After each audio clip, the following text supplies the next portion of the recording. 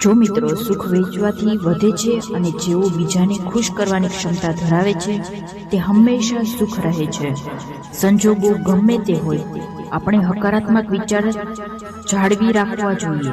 જો તમારી વિચારસરણી સકારાત્મક હશે તો સૌથી મુશ્કેલ કામ પણ પાર પડી શકાય છે। આપણે કોઈ બીમારથી એટલા નબળા નથી પડતા જેટલા નેગેટિવ વિચારોથી પડીએ છીએ। માટે શાંતિ મેળવવા માટે બે બાબતો ધ્યાનમાં રાખો। પહેલું, તમને જે મળ્યું નથી તેના વિશે દુઃખ ન થાઓ। બીજું, આપણી પાસે જે વસ્તુઓ છે તેનો આનંદ લો।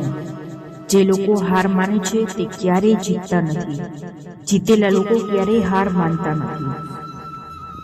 માટે નિષ્ફળતા પણ જીવનનો એક ભાગ છે। નિષ્ફળતા પછી પણ જો તમે સકારાત્મક વિચાર સાથે આગળ વધો તો તમને સફળતા ચોક્કસ મળે છે।